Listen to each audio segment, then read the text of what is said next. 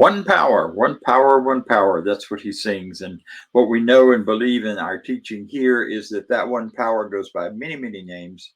God, as he said, God, Jesus, Lord, all sorts of things, Buddha, Allah. And one of the words we use for that power is life, life itself that runs through and animates everything that is. And we know, and we always remind you and us and me and all of us that such is the nature of life, that all it asks and all it wants is the opportunity to appear. You're that opportunity. So am I, and so it is. That's all it wants. That's all God wants from us is the opportunity to be the greatest expression that we can be, the greatest examples, the greatest participants in the power of love and life and joy and harmony and happiness, and the power to move through things that perhaps are causing challenges or problems for us in ways that give us a greater sense of who and where we are. So, knowing that, what I also know and can say easily and freely is that you are absolutely honored and welcome here. We know who you are because we know you're an expression of the divine. We may not know your name or your personality, but wherever you are, we know you. And we know that you are an expression of the divine, and that that divine powerful beingness that is who and what you really are, that deep down inside part that you may or may not feel free to express, is just waiting to get out. So we honor you, we recognize you. We say to you that whatever your pronouns, whatever your ethnicity, whatever your thoughts about yourself, your background, you're welcome, and we celebrate you. So we're glad you're here. We're glad you're with us. We teach a lot of things, but the focus is on new thought. The focus is on the science of mind as presented by Ernest Holmes. And we like to share with you some of what we believe. This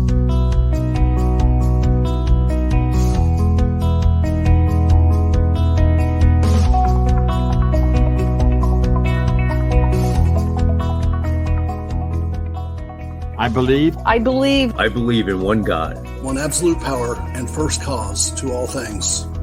I believe that this power is perfect love and creates out of a desire to express love. I believe all thought is creative, and how I choose to think creates my personal experience. I believe in the unity of all life and the immortality of the individual soul, forever unfolding. I believe I believe in the eternal goodness, the eternal goodness of God, the eternal loving kindness, and the eternal givingness of God to all. And so it is. and so it is. And so it is. And so it is. Now that went by pretty quickly, and it's just a part of the Declaration of Principles written by Dr. Ernest Holmes. So if you want to see more, go to our website, cslmidtown.org, and you'll find that in its full version, along with a whole lot of other resources that might be available, that you might want to use, that are available to you. So this morning we do have our theme for the month is words that heal. Today we are going to have a talk on healing.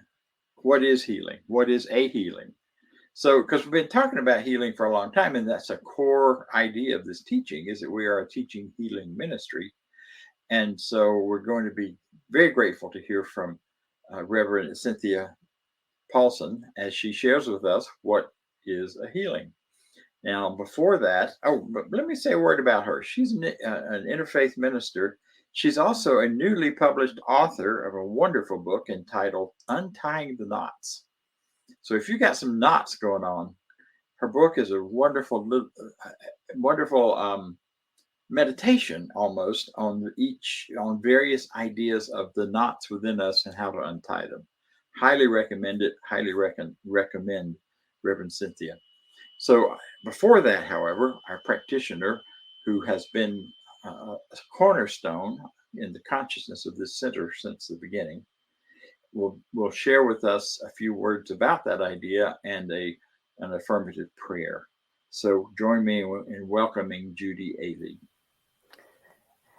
Good morning. And I'm so grateful to be here this morning. And we are talking this morning about what is a healing. And I know we're going to hear a lot more about that from Reverend Cynthia Paulsen. But I'll just give you my thoughts on it as well. Healing is, for me, is when all things are being made new. And if we're talking about healing our bodies, we are not talking about a power that just sort of patches things up. But instead, the promise from Spirit is that all things will be made new. This is true also if we're talking about healing our lives. The situation, the job, the relationship, the whatever has gotten you flummoxed, the presence and power that we talk about here, this presence and power that is everywhere, and that is all there is the thing that heals and makes all things new. So we should not ask for anything less.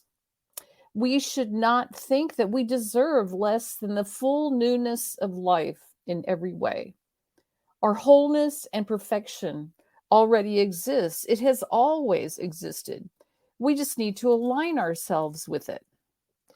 We have so many messages from the world around us about healing, that it has to be hard, that it has to take a long time, that it's impossible at your age. These are the messages from the world that are not grounded in truth. The truth that we teach here, that this is a teaching that is spiritual and mental and a teaching of the heart.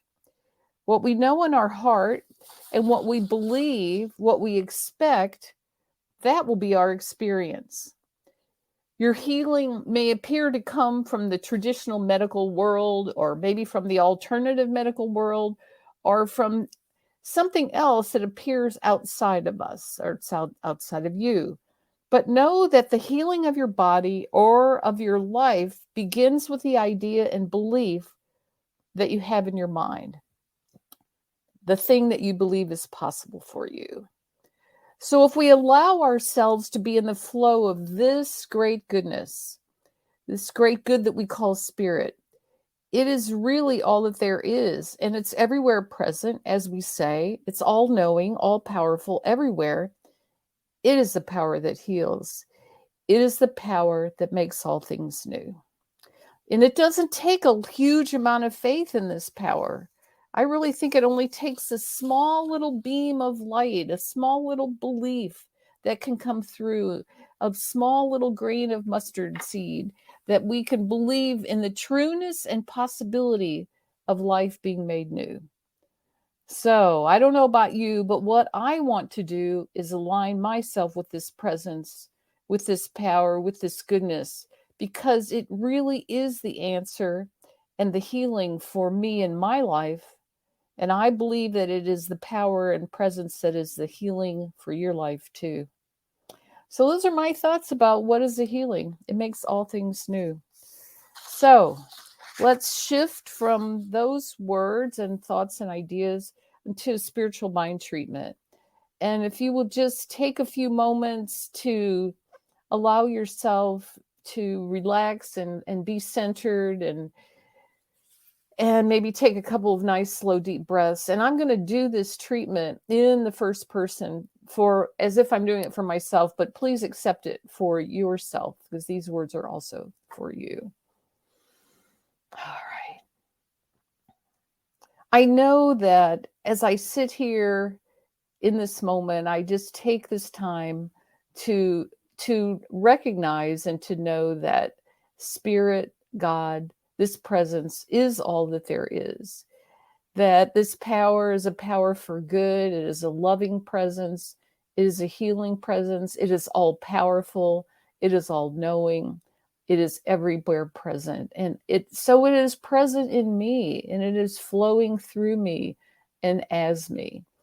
And as I know my oneness with this unity and my oneness with this wholeness, this peace, this power, this presence, this love, this goodness, I know that all in my life, that everything that is in my physical body and in my world and in my life, that all is well, that all is expanding in greater and greater good always. I know that the truth of my body is that of divine, vibrant health. This is the truth.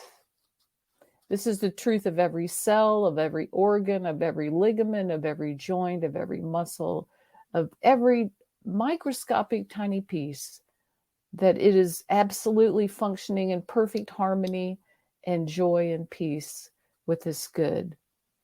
I know that my life is a life that reflects this presence of good in the world, that my life is a life that is in alignment with this goodness and with this presence and with this power. And I simply allow this presence, this goodness to express through me in every way, as loving relationships, as great creativity, as infinite abundance and wealth and prosperity of every good thing.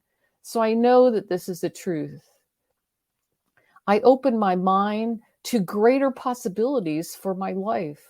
If there is something happening in my life that feels too hard to figure out, too hard to transform, too hard to solve, I just let go of that idea and know that there is no truth in it, that the truth of me is that there is absolute spiritual perfection and that all is well, and that there is the possibility of all things being made new. So I just open myself up to knowing this, to standing in faith, and knowing that I am always guided, guarded, and directed into my greatest good. So this is my truth. I embrace it now, knowing that it is so. I release these words now to the law of mind, and I know that this treatment demonstrates, and it demonstrates in perfect timing, beautifully and well. So I'm grateful. So I release this now, knowing that it is so, and so it is. Good morning. See, two things before I get started. One is thank you, Dr. Bob, for graciously mentioning my book, but he said the wrong title. It's not untying the knots. It's called Undoing the Knots, in case you wanted to look for it. Thank you. I also want to take an opportunity to wish our very own Dr. Bob a happy birthday. Today is actually his birthday. So if you are on Facebook, check out CSL Midtown's Facebook page, and there's an opportunity there to wish him happy birthday. Okay, so today we are talking about healing. We've been talking about healing all month, words that heal, ways that we can heal our body, areas of our lives that we can heal. I have always been very intrigued by the topic of healing as far as this philosophy goes and this great teaching that we study and practice.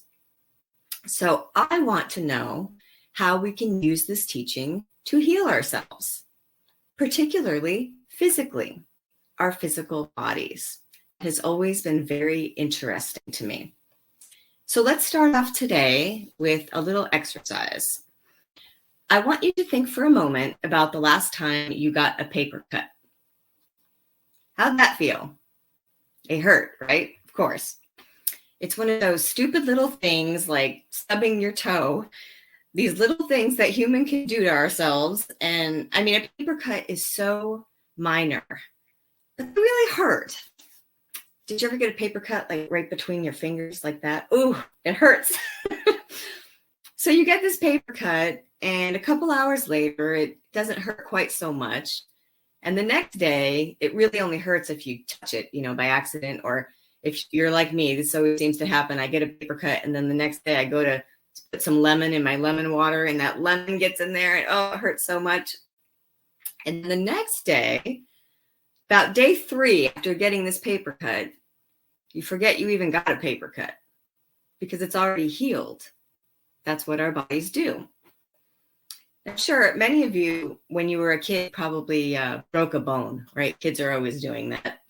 I was lucky. I never did. But one of my daughters broke her arm, the same arm, 3 times.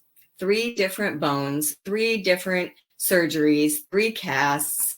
Now, her arm is perfectly fine now. She's 24 years old, and the arm is all healed, obviously. But I remember her orthopedic surgeon, who we got to know very well after 3 breaks, he told me the story about how when he was in medical school, his instructors showed them x-rays and films of children who had broken bones that lived in third world countries, right? And so these kids had no access to medical care, but the broken pieces of bone would seek each other out and fuse together. So even if it was a little deformed, it would still heal. So the child would just adapt to the new bone formation and the kids would function, right? The bones heal even without being perfectly set or surgery being performed. So the bones we broke as children are not still broken because they heal. Everything in our bodies is designed to heal. We are made that way by the one power and one presence of our Creator, God, Spirit, Universe, Source. Insert your word of choice. Now, beyond broken bones and cuts, this also applies to any illness or dis-ease that we might experience. I met someone in a writing class the other day. She's a perfectly healthy, functioning woman, and she happened to mention that a couple years ago, she had been very sick with COVID, and she was flat on her back in the ICU for a month. And then she was in the regular hospital after that, and then she had to go to rehab and learn how to walk again. She was very fortunate, but looking at her today, you would never know what her body had experienced because she's all healed and fully recovered. I bet there is someone on here watching today who has healed from some kind of substantial illness. Or, if it's not you, maybe you might know someone who was diagnosed with a disease or a condition, and now they don't have that disease or that condition anymore because they're healed. Remission is a very real and wonderful thing that happens. So these are some examples of physical healings, and that's really what I'm going to talk about and focus on today. Now, as an aside, we do know that there are all kinds of healing, mental healing, spiritual healing, emotional healing, trauma healing, but I'm going to talk mainly about physical healing in the body. And as I said, I find it fascinating, and I am genuinely curious about it. I have questions, what exactly is happening when we heal physically? Who or what initiates this activity of healing? Why do some people heal and some people seemingly don't? What role do we have to play in our own physical healing? So let's dive in and start at the beginning. I'm a writer and I'm a word girl, so I want to know, what's the definition? What does healing mean? What is a healing?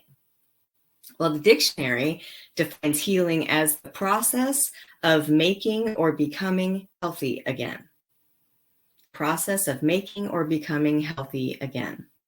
I love that the definition has the word again at the end, becoming healthy again.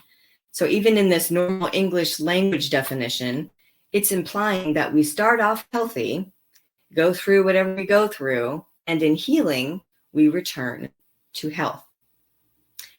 Ernest Holmes talked a lot about healing in his numerous books, including The Science of Mind. And in The Science of Mind, he defined healing as, that's not it. Sorry, not yet.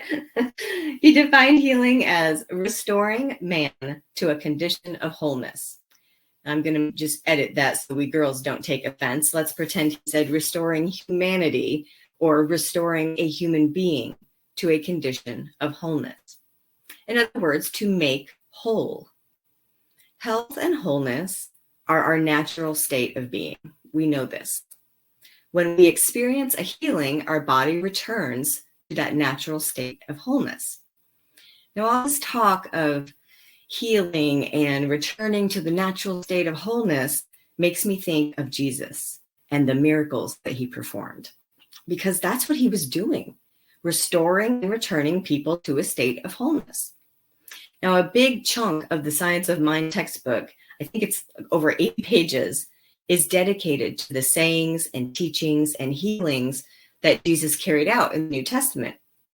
So much of the Science of Mind and New Thought philosophy in general is based on this great example we have of Jesus and his ability to heal others.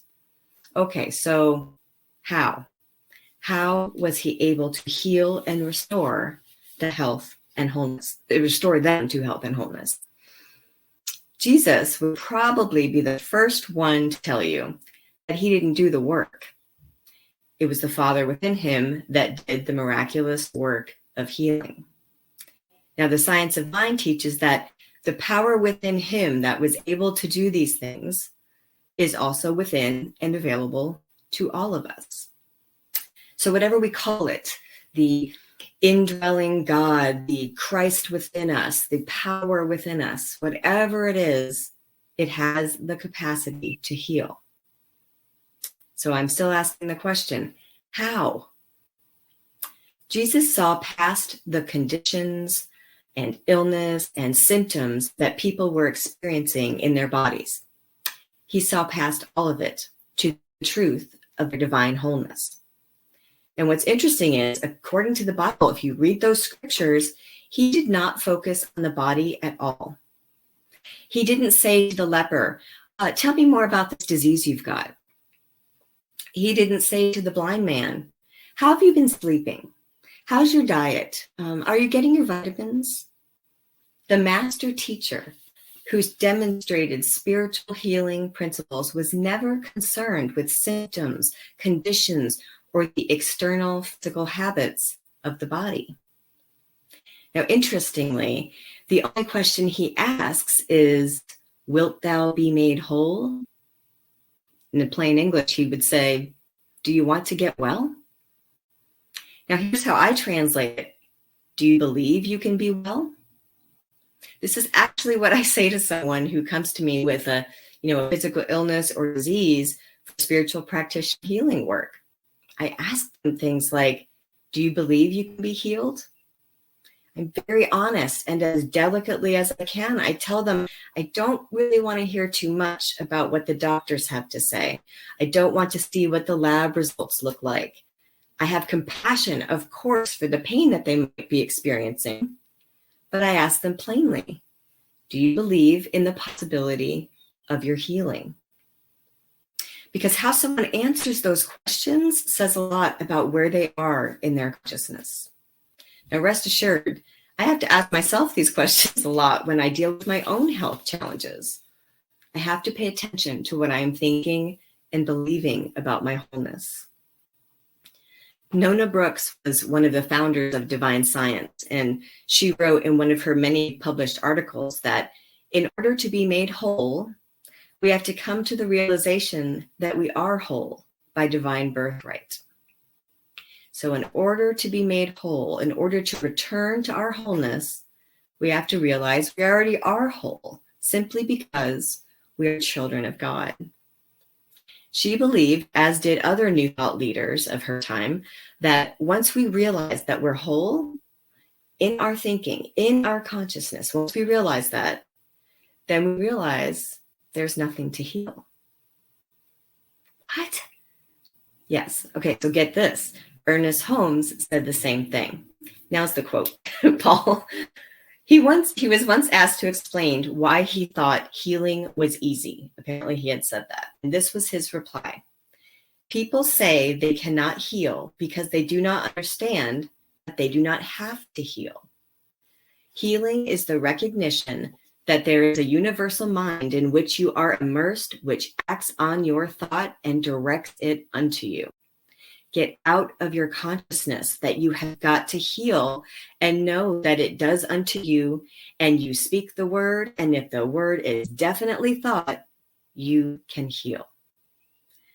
Now, I don't know if I'm the only one whose mind just gets blown by this kind of talk. To be told that I can think and believe in a completely new way with regard to my health. H.B. Jeffrey was another popular New Thought author and lecturer about the same time Nona Brooks and Ernest Holmes were writing these amazing things. And he had similar ideas about this. So here's a 3-line quote from his book, The Principles of Healing. But this is so juicy, I'm going to kind of break this up and talk about it for a minute. It starts out with him saying, Jesus knew and acknowledged that the work was already done, because that one presence and power could see no evil and perceive no illness. Okay, so that line saying the power of God can't perceive illness because it's perfect. The one power and presence of God is perfect health and wholeness. It can't even recognize sickness. Okay, then he goes on. Jesus spoke the word of truth by knowing it. Jesus fully understood and knew this because of his unity with God, which, spoiler alert, we have that unity too. And that last line says, so the one who would heal, meaning any of us, anyone who wants to heal, you, me, practitioners, ministers, all of us, one who would heal, paradoxical as this may seem, must be he, one who sees nothing to heal, therefore makes no effort to heal. Thank you, Paul. These high consciousness, spiritual thought leaders are suggesting that in order for us to heal, we might need to stop trying to heal. It sounds like they're talking in circles, but I think what they're saying is maybe the key to our healing is to not spend too much time thinking about healing, and instead focus on the truth that we are healthy and whole by our birthright. We turn away in thought from the condition, from the evidence of the disease, and we dwell instead on the idea of our perfect wholeness in God. There is something to be said for this suggestion to stop dwelling on the symptom, the diagnosis, stop believing that something's wrong, and instead shift our focus to knowing that we are whole. This does seem like a good moment to pause and clarify that I am not suggesting that we can't seek help from a doctor or from a medical facility. In fact, Ernest Holmes always made it clear in this work that when we are working on our consciousness, when we are working on our thoughts and beliefs to bring about healing, that can be done side by side with any other treatment or modality. He believed that the field of modern medicine and the field of spiritual mind healing could and should work together. So the idea is to get ourselves to the place where we believe we can be made whole, where we believe in that possibility.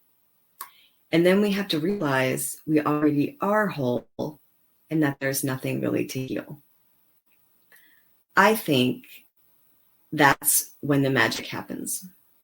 When we can live from this place of truth, that's when we experience our healing.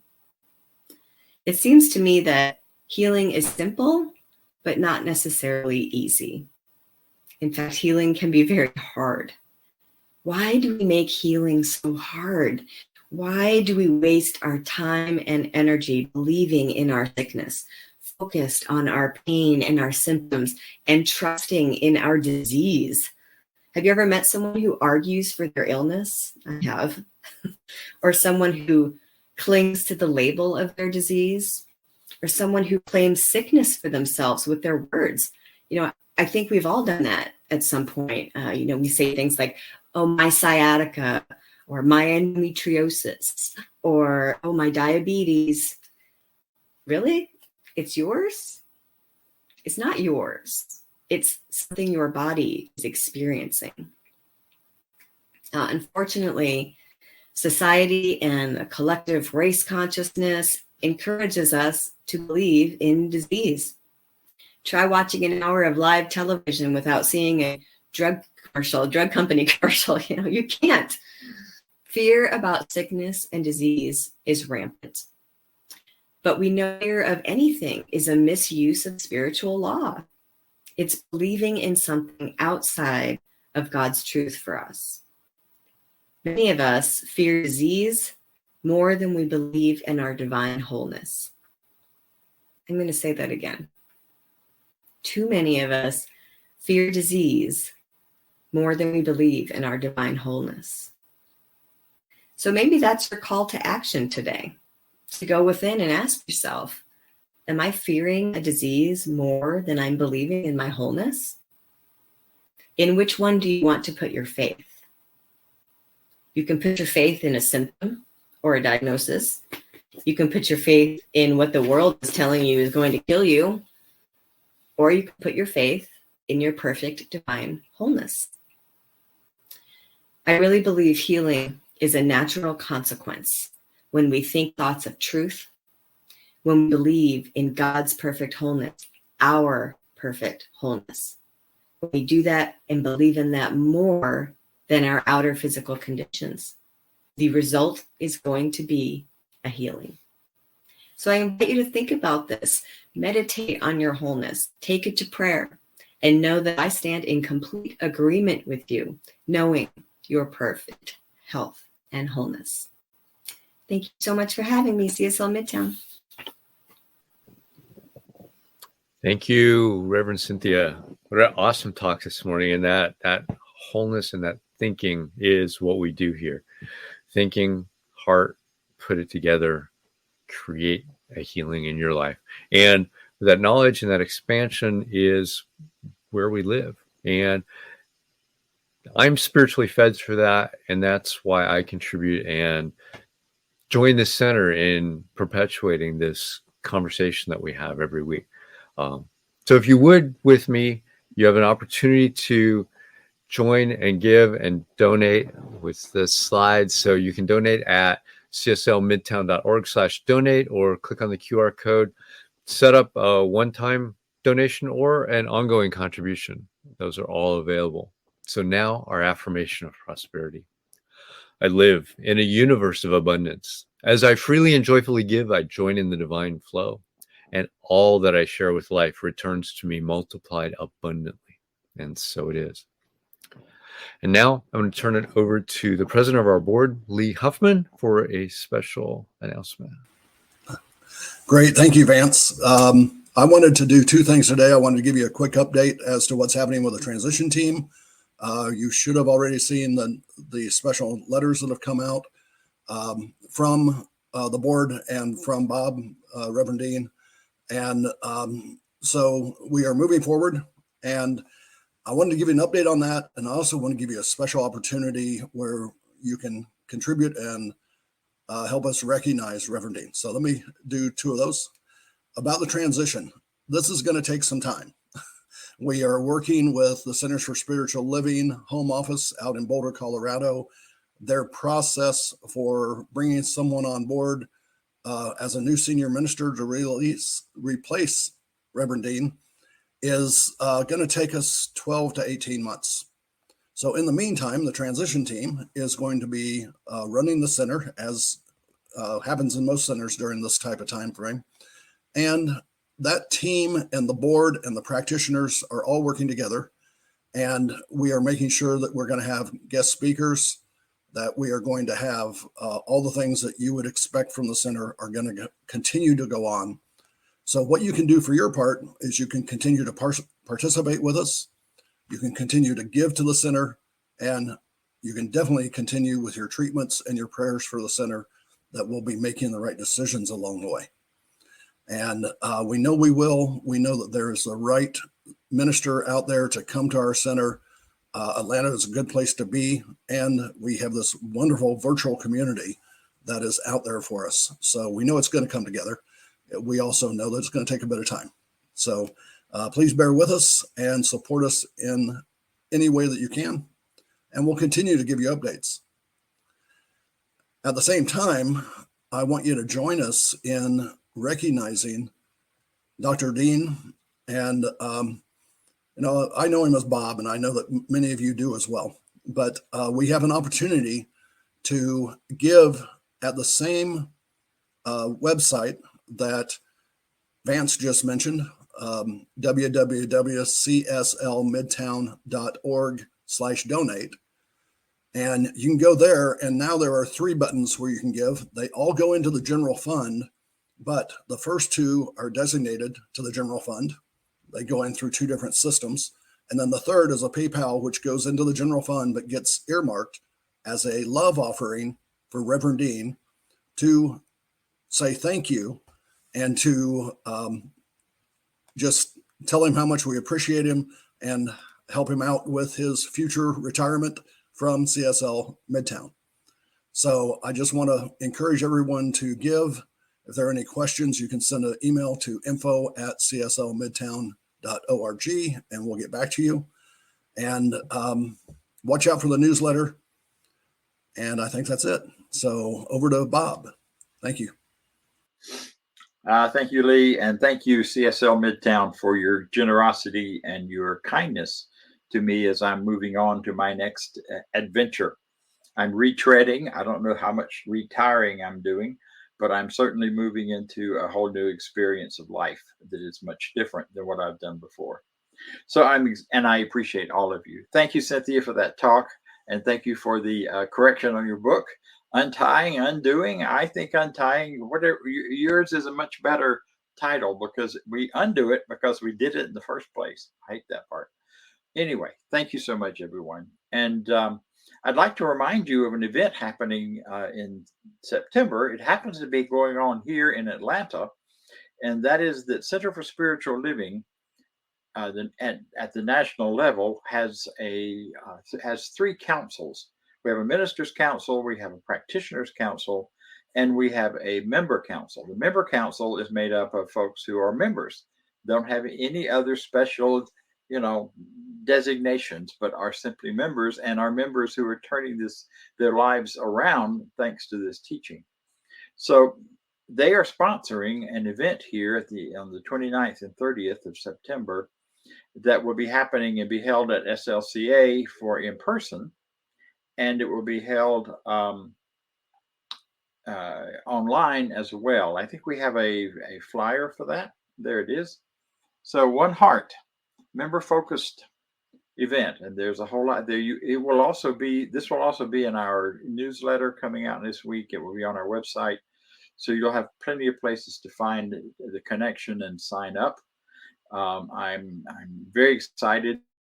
We both the ministers who are going to be speaking and the lay folks, as well as the musician, are extraordinary and outstanding. And I really encourage you to consider, if you're in Atlanta and you're a member of any of our centers here in Atlanta, and we have a number of them, please consider joining that event. You will not be sad or disappointed.